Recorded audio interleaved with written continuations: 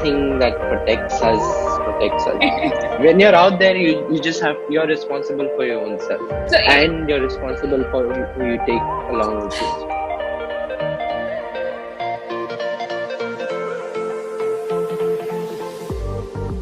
Everything's good. I'm at home. So this is my little space where I work from at home. So you okay. can see some work behind Yes, yes, yes. on the wall. I can see that you are more inclined towards big cats.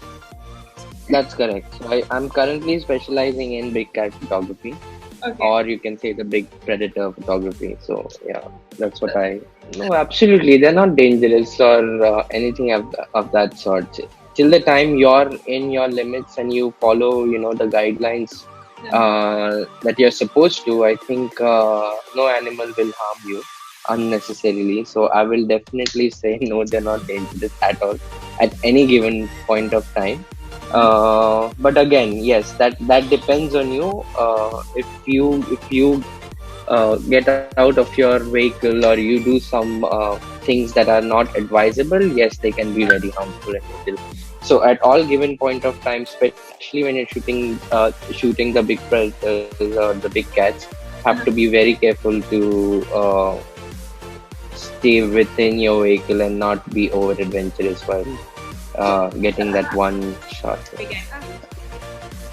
When I usually go for my photo shoots, when I have projects or something like that, it's just me and my naturalist or a guide. So it's just two of us because I use a lot of space when I'm shooting inside the vehicle. So it's always better if I'm alone and with just the driver or the guide. So usually it's just one or two people with me. But when I take photo learning tours, then yeah, it's mostly around 4 to 6 people. Depends on which area, which country I'm in. If it's India, it's not more than 4 people. If it's Africa, East Africa, it's close to 6, sometimes even 8, because the vehicles are pretty big. Yes, usually the guides and the naturalists who we work with are also they're affiliated with the wildlife department or the forest officers. But usually, no, there is nothing like a there is nothing that protects us. When you're out there, you're responsible for your own self, So, and you're responsible for who you take along with you. So okay. So do you take training for that, or it's just natural you learn by doing? no, there is no physical training or education for that. You just learn with your experiences. You learn through your mistakes. You learn through looking at others, and most importantly, you learn through talking and understanding stories from the wildlife guides, naturalists who we work with closely. So they are the best people to teach you this because the experience that they have is immense, and nobody can have more expertise than them out there because they do this day in, day out, right? Every day, 7, 8 months a year. So yeah, absolutely, they are the ones that I actually look up to as my mentors sometimes. So how did you become a wildlife photographer? And what inspired you? It's a long story. As a kid, I was always inclined towards wildlife, not photography, just wildlife, because I used to love wildlife growing up. I used to watch a lot of documentaries, read a lot of books, magazines based on wildlife, especially cats, the tigers, the lions, leopards. And you must be knowing I was born and brought up in Goa, so the connect with nature was quite immense in that side of the world because Goa is very connected to nature still, and Exactly. when it comes to cats, lots of leopards. So growing up, used to hear a lot of stories about leopards, see a lot of leopards, but I didn't know what to do about it. But photography, wildlife photographer was never on my mind. It was not even a distant vision that I would be a wildlife photographer one given day. But eventually it did. I think my first trip, almost 10 years back, to Ranthambore, that was my first safari trip, you can call it, a national park in India. I think my first trip, my first tiger sighting changed everything. I think when you see that magnificent cat in the wild in its natural habitat, everything changes. If you have love for it, uh, yes. So that one moment when I still remember the name of the tiger. It was T24, the star male from Ranthambore. Yeah, that male tiger changed everything, and then I started pursuing wildlife. As a human being, I see a tiger or any animal the same way that probably you would or anybody else, normal person would. I still get excited like a small child whenever I see a tiger. Mhm. So, no matter how many tigers I've seen, shot, filmed in the last 10 years of my, career, I still get excited the same way I see a tiger or I hear a tiger somewhere. So yeah, the excitement never dies. That adrenaline which you feel when you see a tiger would never go away, no matter what. But I think for a normal person who's not into this, the excitement is much more excited. And yes, the thrill is to another level. Some people do get scared when they see the tiger up close and personal for the first time, but I think that's just about normal. Seeing this huge predator with no boundary, just walking right next to you. Of course, it's a little dreadful for normal people. Question in short, how do I see them? I am excited to see them each and every time, just like any other. So, what is the first thing you do when you see a tiger or a lion in front of you? So, what is the first thing? I think the first thing that do, I think I get my camera equipments ready because my main objective to be out there is to either film or photograph the particular species. So yeah, and most importantly, I make sure I'm quiet.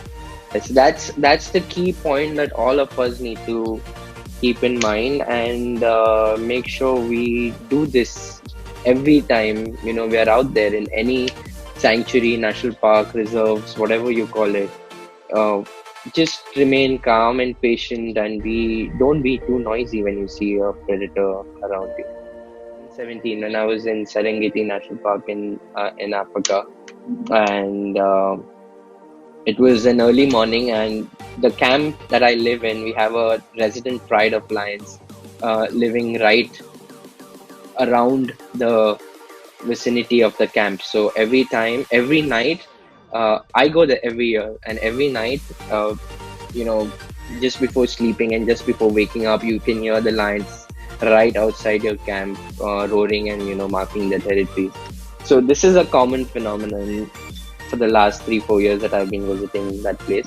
But this particular day that I think we were supposed to leave pretty early because we had some shots that we wanted. We had that in mind that we have to be at this particular place and take some particular shots of some species.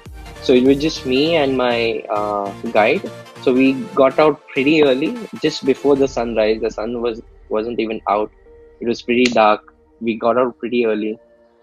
I think we drove around 100 meters, 200 meters from our camp, just outside, and there was a female lioness sitting right on in between of the road, right in front of us.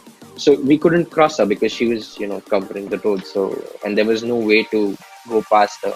So we thought we'll just wait, look around. But by the time we were doing that, we realized that there are more cubs and more lionesses around us, and they were like right next to us. And it's dark, it's completely dark. We're in an open jeep. It's just me and my driver. And later we realized slowly that more lionesses are walking towards us. And I think after around 15 20 minutes, we were surrounded by at least 25 lions, and that the whole pride had surrounded our jeep. And we had, yeah, about around 25 lions surrounding our jeep, and that included two full grown male lions who were just sitting beside the road. And yeah, we were stuck there for at least an hour and a half, good 90 minutes, till the sun came up. It was a bright sun, and we couldn't even click pictures because in the dark there was hardly anything we could do. So half an hour of just sitting still, doing nothing, and then when the sun came up, we could actually get some amazing shots. But yeah, it was Great. one of the scariest moments as being surrounded by 25 lions. Patience is something that is a key aspect of wildlife photography, without which uh, you will, it's impossible to do what you're trying to do.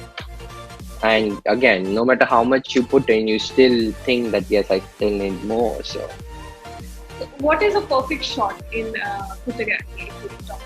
I think perfect shot for me and for a lot of photographers, or even for a normal person not know photography, if I'm taking a picture, it has to tell a story.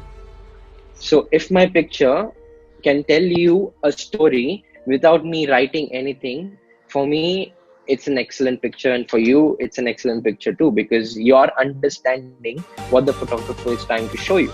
And for me, I've succeeded because with that one picture, I'm telling a captivating story. So everything, what is happening, what has happened, it's like that picture, and the subject in the picture is telling you a story. So for me, that is a perfect picture. That tells a story. So are there any standards for the photographs that needs to be followed to get them published in any of the websites or? No, nothing like that. There's no particular standards. But if you're publishing it for a particular website, for a particular publication, for a particular magazine, they will give you specifications. But no, there is no official standards that you need to follow. But yes, something that you need to follow is that you cannot and you shouldn't manipulate your images. So what you shoot is what you showcase. Yes, you can enhance it. You need to enhance it because your cameras and your equipments will never give you something that you've seen and what you've captured. It always changes when it's into transferred onto your computer, when it's on your camera. Um, but having said that, post processing plays a very big part. But manipulation and Photoshop. adding, removing things, yeah, photoshopping to be precise. Yes, In India, how much opportunity is there for wildlife photography? that's a good question. It's as a profession, I wouldn't say it's very well adapted to the Indian subcontinent, but yeah, because if you see in today's date, there are just handful of professional wildlife photographers in India who are actually making money from the pictures that they click.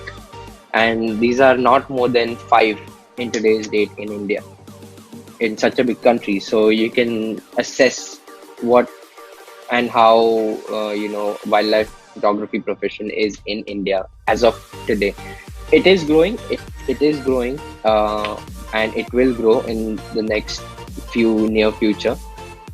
But as of now, most of the wildlife photography is you'd spend up your own money and to get those shots, and yeah, that's about it. But most of what how wildlife photographers are making their money as of now in India is mostly from either teaching photography or uh, organizing tours and wildlife learning tours all across India and other countries. But through photographs, actually, the pictures that you click is a pretty difficult situation right now in India. It's just that there is no market for it at the moment in India. If you, I've been selling a lot of pictures for resorts and wildlife organizations in Africa, but there's nothing that I've been doing on a commercial level in India as of now. I really fail to understand why, but that's the sad reality. I have clients sitting in Australia, in Africa and Australia, but none in India for my pictures. But I think that's again how how the whole system is here, because most of the resorts and organizations have their own naturalists and photographers who are doing work for them, and you know providing it to them. I think that could be one cause, but no, I'm not sure. But yeah, if you have that reach outside India, then that is something that you can think about. To be honest, I am very bad at taking pictures of human beings. So I'm very honest, and I tell them that I am very bad at it, and I think they see it for themselves when I click their pictures, and they don't ask me to do it again. Okay, the last thing, anything you want to say to the budding photographers who want to grow their career or become a professional in photographers? Uh, I would just say that if wildlife photography is your passion, follow it. Do not think of the commercial aspect of it as of now. It will Wildlife photography is all about patience. So no matter how much time you put in your initial stages, it's just not enough. I'm being very honest. No matter, even if you spend every day of your first couple of years or 3 years of your wildlife photography in a national park with a good camera, with a good lens, trying to click pictures, you will not, you know, have that perfect shot or the perfect conditions to do so, because it just takes a lot of patience and knowledge over a period of time. So you need to give it time. If you're a wildlife photographer, you want to pursue it as a profession, give it time. Don't just think that, yeah, I got my equipment, I've got my lenses, I've invested so much, when will I start making money? It will happen, but it will happen at its own time. So give it some time. Put in a lot of effort. If you have the passion, I'm sure they don't have to be pushed for it. It'll happen on its own.